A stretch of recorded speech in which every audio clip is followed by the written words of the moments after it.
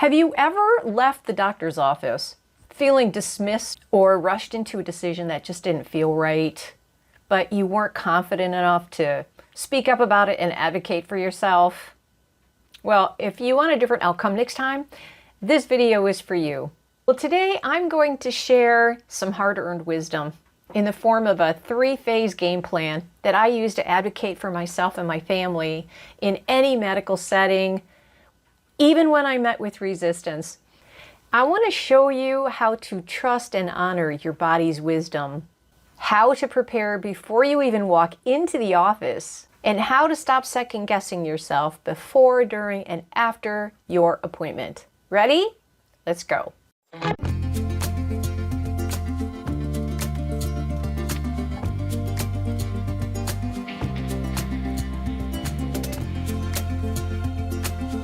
It doesn't matter how smart, how successful, or confident you are in other areas of life.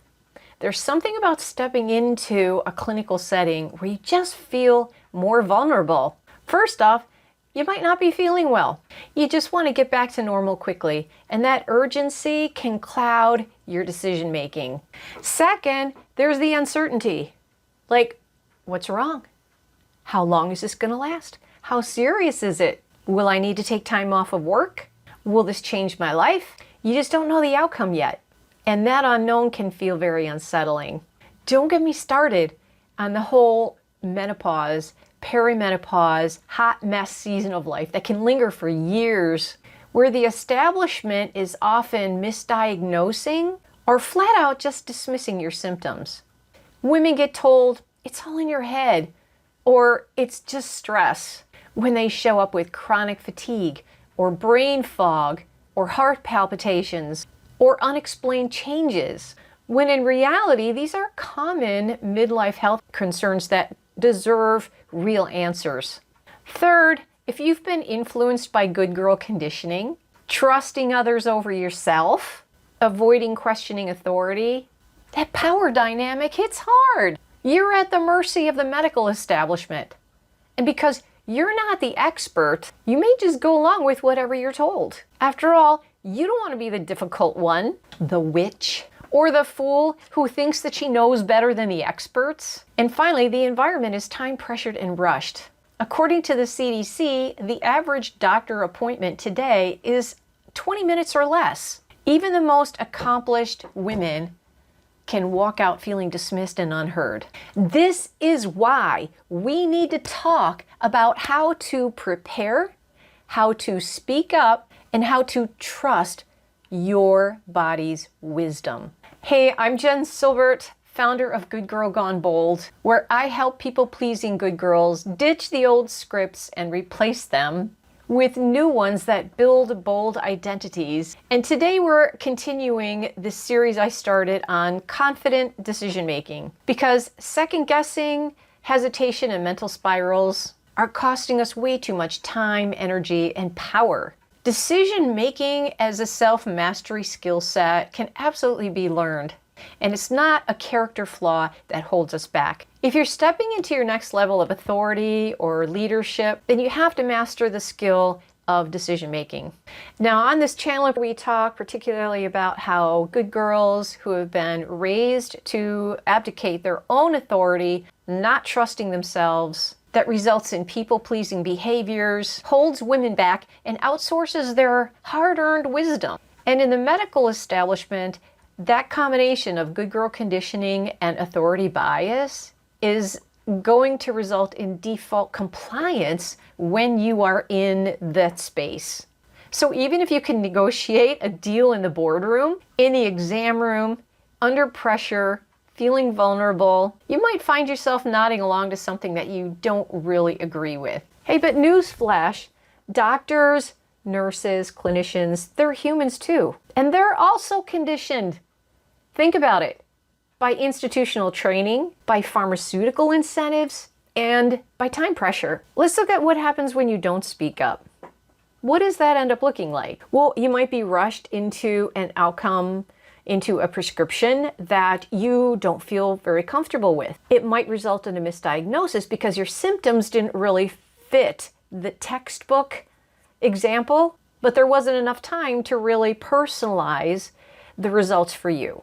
You get told that your symptoms are all in your head because you're going through menopause and the doctors can't really figure out exactly where your symptoms fit. You might just get lumped into a broad category if they don't know what your symptoms are. I heard that all the time.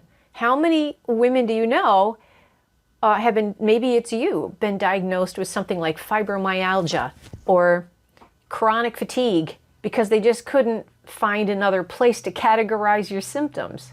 Now, one way to honor your body's wisdom in this process is to pay attention to how you feel when you leave the office. Don't dismiss it. Don't feel like you're being highly emotional. This is your body giving you a clue that something is just not right. Now, I have so many personal stories in this department, but I've got to start somewhere because I have a long history of finding myself frustrated and unheard and dismissed being in some kind of clinical setting. But I would say my courage and my advocacy started picking up after my second child was in and out of the system for chronic ear infections. And this wasn't anything new because I was hearing so many cases of toddlers that were going in for chronic ear infections and then they were getting some kind of stem put in their ear. I don't remember exactly what that was, but I know that I was very averse to any of my children getting unnecessary medications or surgeries. So in the beginning, when he started being diagnosed with these ear infections and getting prescribed antibiotics, I didn't really think a lot of it. But over time, I started noticing that he was getting more lethargic. These infections were getting more frequent. He was becoming more sensitive to different foods. The symptoms expanded and became chronic bronchitis and then turned into croup. And he was getting frightened every time he would get these infections, and then he couldn't breathe and he was barking like a seal. We couldn't get him to calm down and we'd be off to the emergency room. And I was getting really tired of this. I said, okay, if the root cause is this ear infection, and I'm learning that chronic antibiotic use can totally disrupt your gut microflora and affect your digestion, your sleep, all kinds of things. I said, I'm going to get a second opinion. And I'm not going to feel guilty about it because this was our family doctor. We'd had him for many years. And I felt like a traitor in a way by getting a second opinion because I was that good girl. So we go to get a second opinion and the next doctor says, hey, how about we try a mix of vinegar and water in his ear? And here's what you're going to do. And I'm like, vinegar and water instead of antibiotics? He said, yeah, go over to Europe. Do you see them just liberally prescribing antibiotics? No, their first line of defense oftentimes is a natural remedy. And sure enough, I go home and we're using vinegar and water and following his, the step-by-step. And lo and behold, my son is healed. Now, from there, we spent years and years, and I think even today, 20 years later, he is still suffering the long-term effects of a disrupted gut microflora. And this is why I'm so passionate about questioning the results, getting second opinions, honoring your inner wisdom when you feel like something's not right, and not just complying with everything that you're told. You probably have your own stories, and I want to add a disclaimer that I am not a doctor, so I am not recommending the use of vinegar and water in the ear rather than antibiotics. I am recommending that you get second opinions, that you question authority, and that you believe in your own inner wisdom when you detect that something just doesn't feel right. Now, when it comes to you Ultimately, you know your body best because you're living in this vessel 24/7. So when you notice you've detected these strange symptoms and they've been lasting for so long, and you go to your doctor's office and tell them, believe in it. Don't let anyone dismiss you for that. You have real life data that you bring to the table. So add that to your confidence bucket. You have real life data and it matters. I want you to experience a shift from compliance to collaboration with this reframe. Your doctor is a consultant and not your commander. Okay, so let's get down to it. Here's the plan. 3 simple but powerful steps that you can use before, during, and after any medical appointment to stop second guessing yourself and leave with clarity and confidence. Step number 1, prepare like a pro before you go. Second guessing often starts because you walk into an appointment reactive instead of proactive. So we're going to change that. You'll start by writing down your specific symptoms with a timeline and patterns. Not just, I feel tired, but fatigue has been daily for 3 months, for example, and it's worse in the mid-afternoon. Maybe you even notice that it's related to something that you've eaten. But whatever that is, it's not too much. You're going to write this down. In this day and age, we can't deny the power of AI, and more people are even going from Googling their symptoms to going into AI because AI has access to a vast and diverse set of resources. I mean, even doctors are using AI now. There's no reason not to get in there and start putting in some of these symptoms and get some ideas of what this could be before you even get to your appointment. And then you want to generate a list of questions that you know you need answered before you leave that doctor's office. Then you're going to own your biggest power move, the power pause, by practicing saying this before you even get to your doctor's office. So it's ingrained. I need more time to decide. Or I'd like to explore other options before moving forward. Okay, I'm going to throw in a little bold girl bonus for each of these steps. So in the prep phase, I'm going to recommend that you bring like a summary sheet. Bring a printout so you can have it on hand. So you've got your notes, you've got a place to take notes, and that's usually what good girls do anyways. We're good at taking notes, right? So bring a summary sheet, journal, whatever you have before you go. Step number 2, anchor yourself during the appointment. In this moment, good girls tend to shrink and they just nod their head in agreement, and they kind of can get swept along by the doctor's authority because your nervous system can be on high alert. You can be in that fawn or that freeze mode, and so you might not be thinking that clearly. So anchor yourself in with grounding.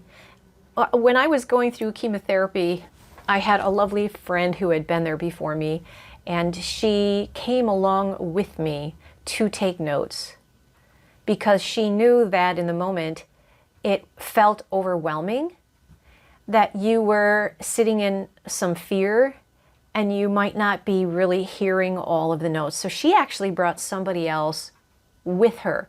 And so she came with me. And if you have a bestie that can come along with you to help you to anchor in the moment, to catch notes that you might miss, go for it. While you're there in the office, it can be easy for the doctor to just, looking at your records, going through everything. Make sure that you clarify your priority. My main concern for today is fill in the blank. Then ask clarifying questions. What are the risks and the benefits of doing this? What's the alternative? What should I expect? But don't be afraid to just ask questions. And use your power pause before agreeing to any treatment. You could say, I want to think about it a little bit more and then I'll follow up with you. I need more time to decide. I'd like to explore some other options before we go forward. Remember, you're doing this in your preparation phase. You're practicing this so that you're using it when you need to in the appointment. And here's my bold girl bonus tip for this phase when you're in your appointment. Anchor yourself in this reminder. I know my body better than anyone. And that can help you to stay steady when you start feeling rushed or dismissed. Step number 3 is follow up and close the loop. You know, even if you did everything right and you did all the preparation, even after your appointment, second guessing can start creeping in, and you can go down these mental spirals if you didn't close the loops while you were there. So what could you do? If you don't already have an online medical chart where you get access to the notes or the test results in writing, you can call and ask for that. Then double check anything that you didn't understand and do your research after that until you fully understand what it is you've been told. Then make a choice whether you're going to seek a second opinion or get input from a specialist if your gut just says something feels off. Most importantly, I recommend that you start a mindful practice daily of noticing how your body's feeling. Don't just run on autopilot anymore. Do a body scan, journal it, take your blood pressure, your temperature, learn how to read your blood panels. But get more in tune with your body and how it's feeling every single day so you can start noticing patterns. So my Bold Girl bonus tip for this stage is that if you are experiencing any chronic symptoms, if you're just still confused about your diagnosis, if you're going through menopause, join an online community. Join an in-person community if they exist. But one of the best gifts that you can give yourself during this stage is the gift of community. Because even if you don't get all the answers, you can at least be walking together with others who've been there before you and are with you right now. So as we wrap this up, one of the beliefs I want you to walk away with is that advocating for yourself in a medical setting, it's not rude. It's self-respect. You're the one who lives in your body. You're the one who's going to live with the outcome. And in today's world, you have more tools than ever to make confident, informed decisions. We absolutely need to honor all of our service providers, our doctors, our nurses, our clinicians, our experts, consultants, and the many, many years of wisdom that they have learned, the many patients they've seen, what they bring to the table. But we need to honor the reality that the system is not always set up to give us all the attention that we need. And it's important for us to be our own self-advocate, to do our homework, to get to know our bodies, to help our doctors and nurses by paying attention more specifically with what's happening inside, so that when we do end up showing up with them, we can be collaborators. And if you feel that your doctor is not a good fit and is not listening to you, go find someone else. You're not being rude. You're not being a witch. You're not being a difficult person. Your health is your greatest asset. Love yourself enough to advocate for yourself first. All right, take care. We'll see you in the next video. Hey, thanks for watching. And if you want a step-by-step framework to make bold, confident decisions in any area of life, check out my Decision Diva method, now included with the Bold Confidence Activation Toolkit. Download your free worksheet today.